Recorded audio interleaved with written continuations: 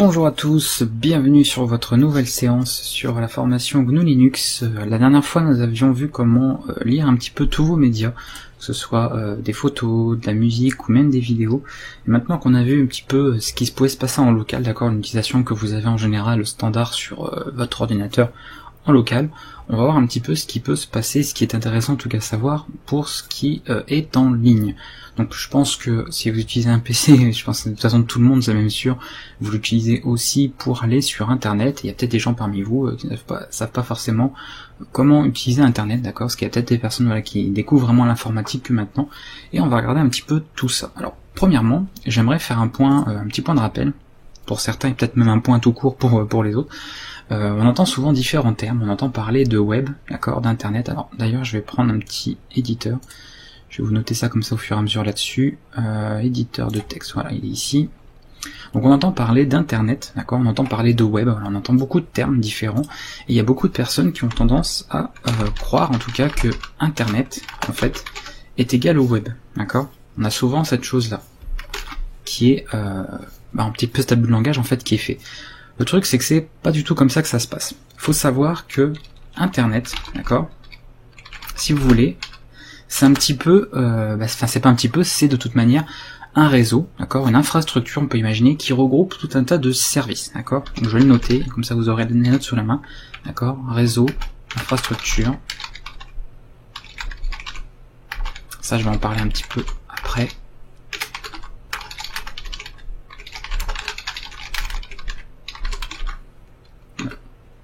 On l'appelle aussi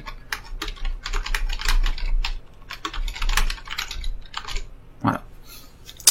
Donc c'est un réseau, d'accord, qui rassemble vraiment tout un tas de services, tout un tas de serveurs, de machines, puisque chaque ordinateur, chaque smartphone, tablette, tout appareil qui peut se connecter à Internet constitue en fait une part, un nœud de ce réseau. C'est pour ça souvent on a tendance à l'appeler étoile mondiale, donc c'est un peu comme une toile d'araignée. Vous pouvez imaginer un grand graphe en fait où chaque point est un ordinateur, un serveur, un smartphone, une tablette, n'importe quel appareil en fait qui peut se connecter à Internet, et on relie tout ça, d'accord, ensemble, et ça forme donc une espèce de réseau, d'accord, c'est le réseau d'Internet, donc la toile mondiale. Donc c'est vraiment, on parle ici d'infrastructure, d'accord, de réseau d'infrastructure, et notamment de protocole IP. Je pense que pour beaucoup vous savez ce qu'est une adresse IP, d'accord, c'est un peu une adresse pour identifier par exemple un ordinateur, pour identifier un serveur, donc l'accès à un site web dont on va parler un petit peu après, et ce genre de choses. Voilà. Donc ça c'est l'internet, d'accord, c'est vraiment internet dans ce sens-là. Alors je vais peut-être me mettre là. Voilà. Et on a la partie ensuite web, d'accord, donc je vais le noter ici. Alors je mets une majuscule, ce n'est pas pour rien, parce que si vous mettez pas de majuscule, en fait c'est dans le sens qualificatif, par exemple un site web, c'est d'accord, c'est un site pour le web, tandis que si vous parlez du web avec une majuscule, c'est là pour parler en lui-même justement d'un service, d'accord. Donc lui c'est tout simplement un service permettant d'accéder, donc de naviguer, je vais mettre sur des pages via des liens.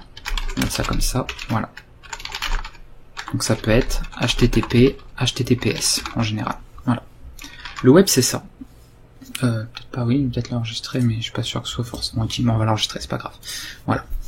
Donc ça, c'est vraiment la distinction à faire. Internet, c'est vraiment le réseau, d'accord, imaginez, c'est ce qui englobe tous les services qu'on peut retrouver en ligne, et dans Internet, vous avez le web. Le web, c'est simplement la navigation sur des sites. Quand vous allez sur n'importe quel site Internet, vous êtes en fait sur le web, d'accord, vous surfez, on dit d'ailleurs, vous surfez, vous naviguez sur le web. Mais le web n'est pas égal à Internet, parce que vous allez voir que sur Internet, il y a d'autres choses. Sur Internet, on peut également, par exemple, retrouver le transfert de fichiers. Ce qu'on appelle le FTP, par exemple. D'accord ? C'est un autre protocole. C'est pas du HTTP, c'est du FTP. On peut avoir également la messagerie électronique. Messagerie électronique, on peut avoir service de streaming. Mais tout ça, je vais en parler après. Là, pour le moment, je vous les note. On peut avoir le peer-to-peer. Pareil, on va en parler. Enfin, pas mal de choses en fait, hein. IRC, je vais en parler aussi. Qu'est-ce qu'on peut avoir, enfin vraiment de tout en fait, on a vraiment un petit peu tout ce qui englobe, voilà, tout ça. Donc le web, enfin la navigation sur les pages internet, on va en parler de toute manière après, on va utiliser un navigateur d'ailleurs pour ça, et on va voir un peu comment ça fonctionne, pour ceux en tout cas qui savent pas. Alors évidemment, si vous avez l'habitude de l'outil internet depuis longtemps, il est clair que dans cette vidéo vous n'allez pas apprendre grand chose. Et quand je pars du principe, vous le savez, qu'on a potentiellement vraiment des débutants en informatique qui suivent cette formation, comme pour la formation Windows, voilà, on commence vraiment par la base et après on ira sur des choses de plus en plus compliquées au fur et à mesure des vidéos.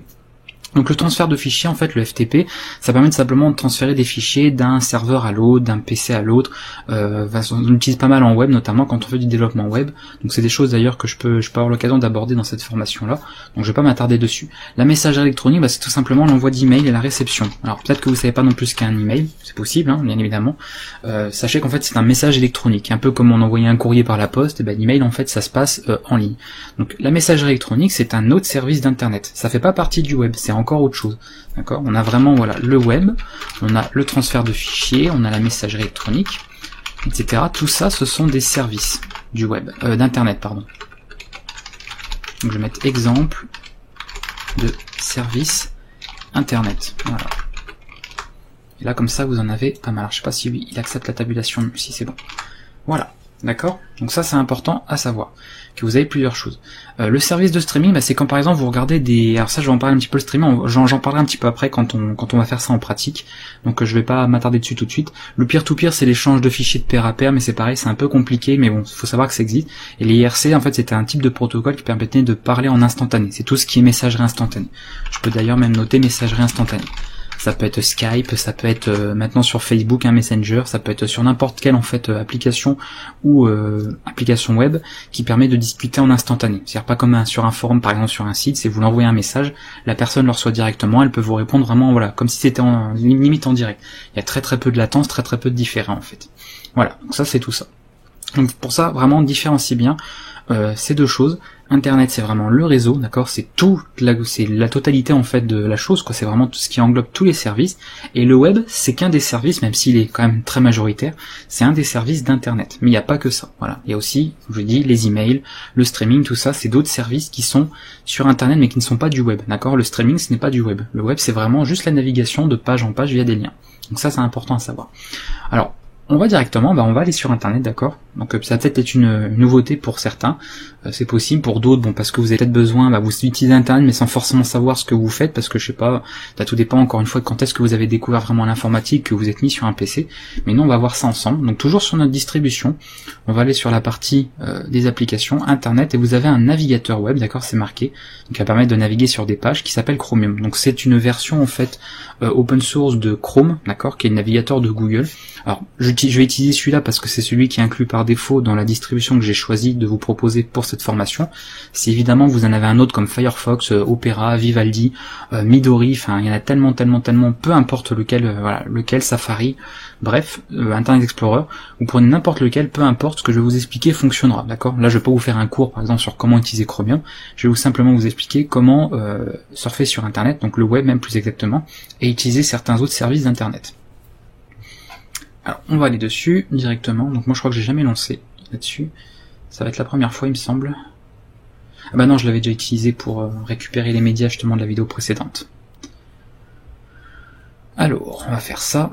Voilà, donc par défaut on arrive sur certaines choses, mais ça peu importe, d'accord, on s'en fiche. Donc là c'est les pages précédemment visitées, mais là l'intérêt n'est pas vous montrer le fonctionnement de Chromium, c'est plus directement Internet, d'accord, d'une manière générale.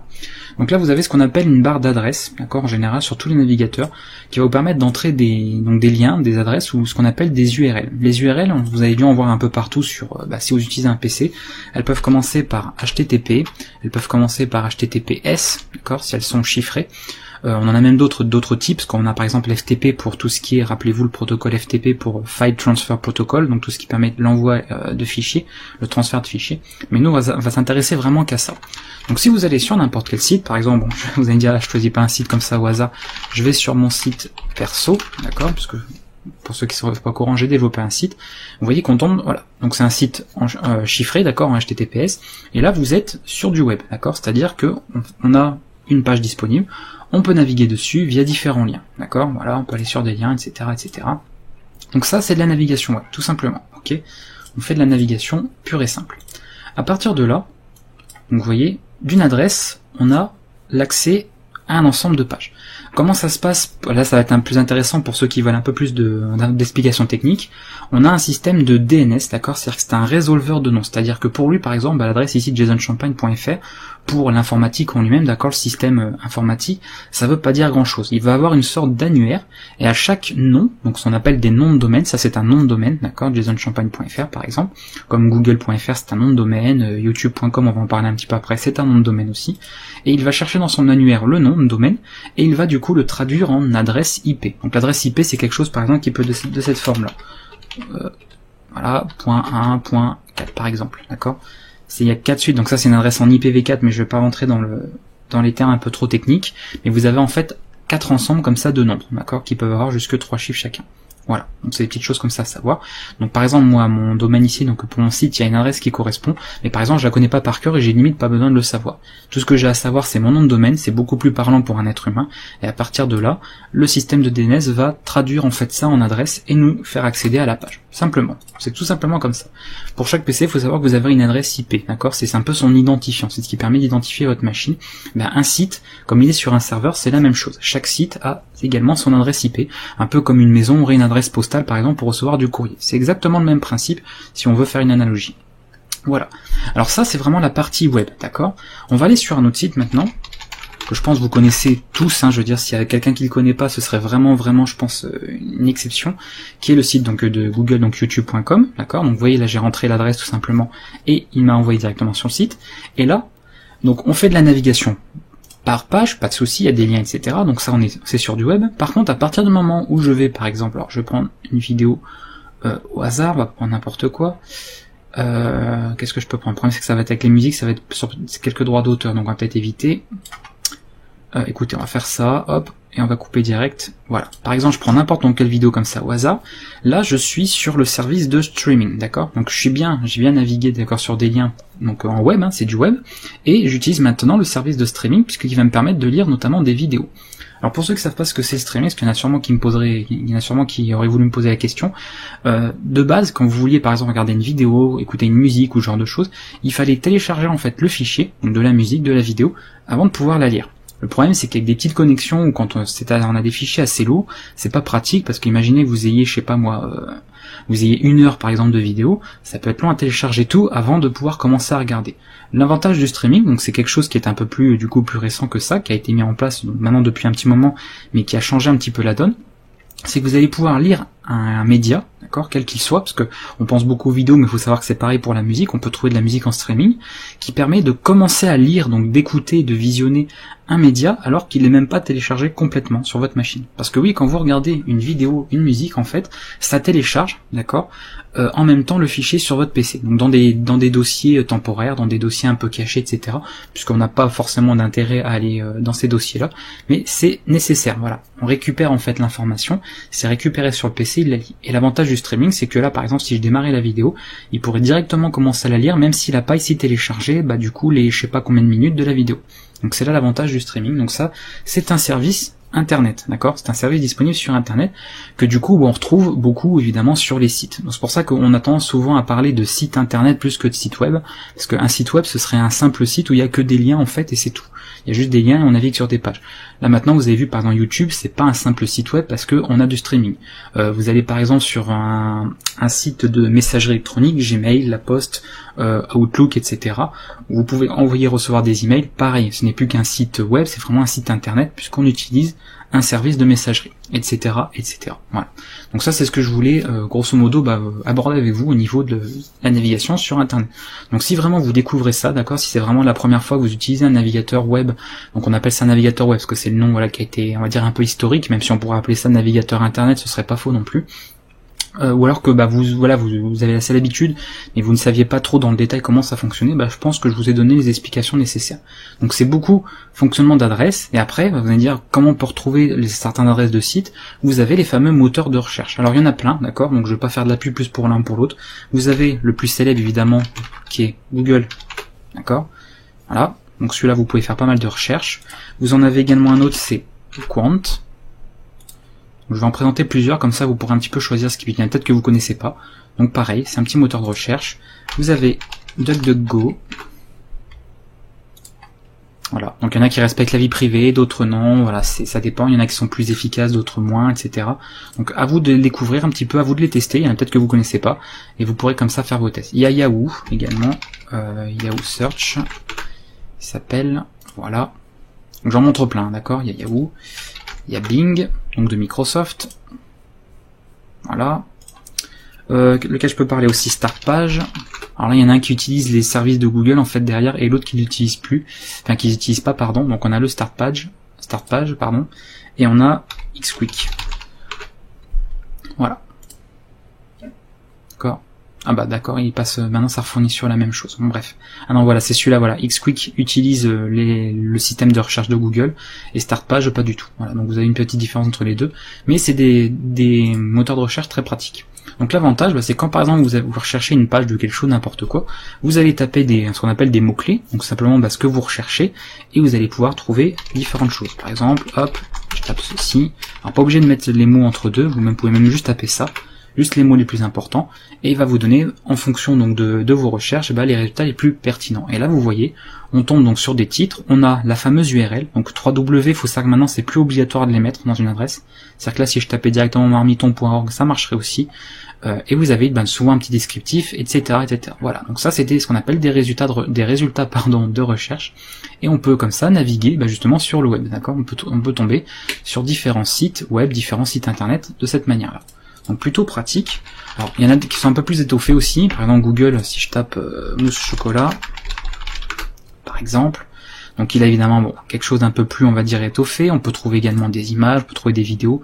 Voilà, c'est poussé un petit peu à l'extrême. Il y a beaucoup de fonctionnalités. Ce n'est plus vraiment qu'un simple moteur de recherche. En fait, on a vraiment beaucoup de choses en plus. Mais c'est bien de savoir. Vous voyez, il y a même un système d'actualité, de shopping et plein d'autres trucs. Voilà. Après, je vous en ai montré plusieurs parce qu'il y en a qui aiment pas forcément utiliser les services Google, d'autres ça les dérange pas. Donc moi, je vous montre de tout. Comme ça, vous choisirez celui que vous voulez ou ceux que vous voulez, tout en sachant vraiment qu'il y a du choix. Donc si je devais, vous les résumer, parce que je pense que ça va en intéresser, c'était pas ça, bien joué. Hop, on va aller ici, voilà, moteur de recherche. Donc je vous en mets plusieurs, comme ça vous aurez du choix. Google, Bing, Yahoo. Alors faut préciser peut-être Search, parce que sinon vous allez tomber juste sur la messagerie, parce que Yahoo a un système d'envoi de réception de mail. Que j'oublie pas, on a Quant, on a DuckDuckGo, on a Xquick et Startpage. Voilà, et là je pense que vous avez déjà de quoi faire. Il y en a bien d'autres, il y a bien d'autres moteurs de recherche. On va dire que les plus connus, je vous les ai listés ici, et ça vous permet du coup de faire des recherches sur le web, donc de trouver des sites web, voire des sites internet, parce que par exemple si vous tapez YouTube sur Google, vous allez tomber sur YouTube, et je vous ai expliqué précédemment, c'était également un site de streaming. Voilà. Donc je pense que j'ai fait le tour, grosso modo, tout ce que je voulais vous expliquer. Il n'y a pas grand chose à expliquer en fait, mais j'ai été un petit peu long sur la vidéo, donc désolé, mais je pense que c'est nécessaire quand même, parce que n'oubliez pas que parmi vous, il y en a qui n'ont vraiment jamais touché à l'informatique, et qui ne sont peut-être jamais allés sur internet ou se sont servis d'un navigateur, donc c'est vraiment utile pour vous, tout ce que je vous explique là. Maintenant vous savez un petit peu en quoi ça consiste.